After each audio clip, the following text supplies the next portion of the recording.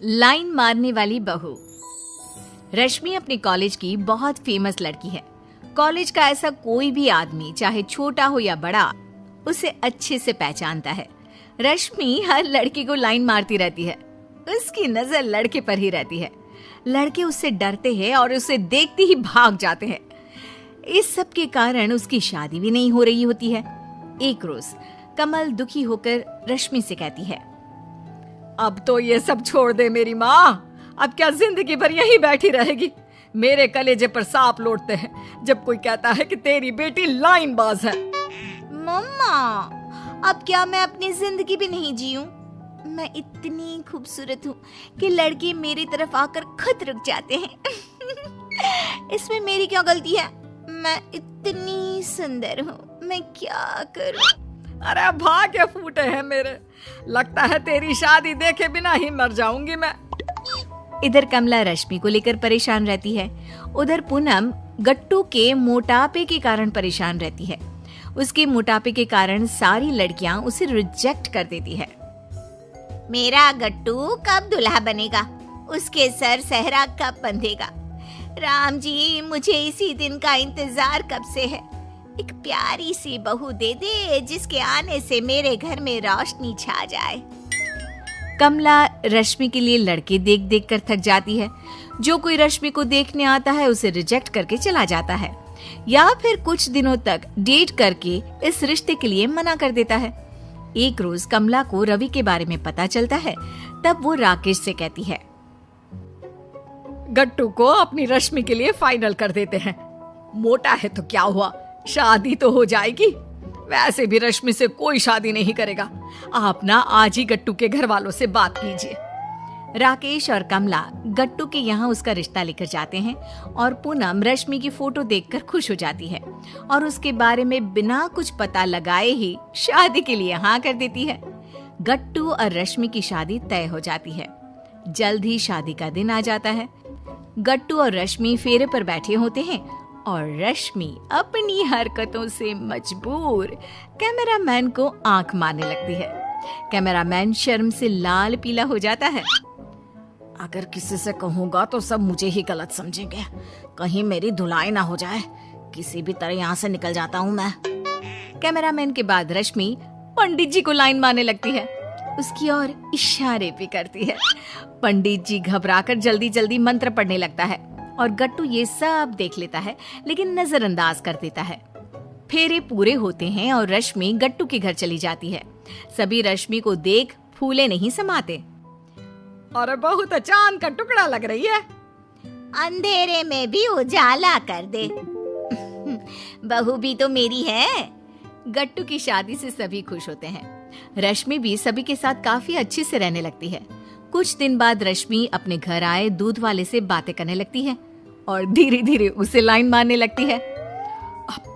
बहू जी, आप ये क्या कर रही है? मेरा रोजगार बंद हो जाएगा ऐसे तो। ज्यादा सीधे मत बनो। मैं सुंदर नहीं हूँ क्या? कहाँ गट्टू ये मोटा भैंसा जैसा, और कहाँ मैं कितनी सुंदर हूँ मैं। अरे बहू जी, जाने दीजिए ना हमको। दूध वाला रश्मि से हाथ छुड़ाकर भाग जाता है और अगले दिन से आना बंद कर देता है। कुछ दिनों बाद रश्मि अपने घर के नौकर नट्टू के पीछे पड़ जाती है और उसे लाइन मारने लगती है। नट्टू रश्मि से डर डर कर रहने लगता है। रश्मि एक दिन उसे भी दूध वाले की तरफ पकड़ लेती है। मेरी सुंदरता के लोग कायल हैं और तुम मुझसे भाग रहे हो। मेरी तारीफ करो ना। अरे बहू जी, ये सब हम ना ही कर सकत। ये सब सुनने से पहले हमारे कान बहरे क्यों नहीं हो गए? अरे गट्टू बाबा को हमने अपने बेटे की तरह माना है। नौकर वहाँ से चला जाता है और वापस नहीं आता।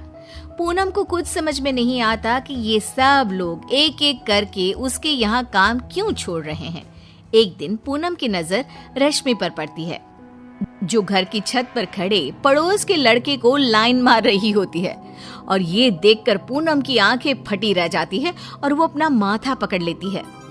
कहीं इसी सब के कारण इतने पुराने नट्टू भाई घर छोड़कर तो नहीं चले गए। मुझे दूध वाले से पता लगाना पड़ेगा कि आखिर बात क्या हुई। पूनम अब पूरे वक्त रश्मि की हरकतों पर नजर गड़ाए रखती है और उसे पता चल जाता है कि रश्मि के कारण ही सभी ने काम छोड़ा है। अब मेरे गट्टू का क्या होगा? वो तो किसी को कुछ बता भी नहीं सकता। ये डायन मेरे घर को निगल जाएगी। पूनम नौकर नट्टू के घर जाती है। नट्टू भाई, आपको अपने घर वापस आना होगा। मेरी मदद करनी होगी रश्मि को सुधारने में। मालकिन, हमको लगा कि आप भी हम काहे गलत समझेंगी, इसीलिए हम चुपचाप चले आए। नट्टू वापस काम पर आ जाता है और रश्मि मौका पाते ही नट्टू पर लाइन मारना चालू कर देती है। अच्छा, तो वापस आना ही पड़ा ना? अब कहाँ जाएंगे बचकर आप? मैं इतनी सुंदर हूँ, क्या करूँ मैं? अरे बहू रानी, तुमने तो हमरे सब्र का बांध ही तोड़ दिया है। नट्टू रश्मि को उठाकर एक कमरे में ले जाता है और कमरा बंद कर लेता है। रश्मि की हालत डर से खराब हो जाती है और वो रोने लगती है। ये क्या कर रहे हैं आप? कमरा क्यों बंद किया आपने? आप मेरे चाचा समान हैं। अच्छा, आज हम चाचा समान हो गए। उस दिन कहा थे हम? हाँ, अरे नहीं नहीं, छोड़ दीजिए मुझे मेरी भूल समझ में आ गई है। मुझे माफ कर दीजिए। मेरी वजह से आपको अपनी नौकरी खोनी पड़ी थी। आज के बाद मैं किसी भी लड़के को लाइन नहीं मारूंगी। इतने में ही पूनम वहां आ जाती है। बहू, तुमने मेरी नाक कटवाने में कोई कसर नहीं छोड़ी। मुझे पता होता तो मैं तुम्हें इस घर में बहू बनाकर कभी नहीं लाती। तुम्हें सुधारने के लिए ही मुझे और नट्टू भाई को ऐसा करना पड़ा। रश्मि रो रो कर पूनम के पैरों पर गिरकर माफी मांगने लगती है। मुझे समझ में आ गया है कि एक लड़की की इज्जत क्या होती है।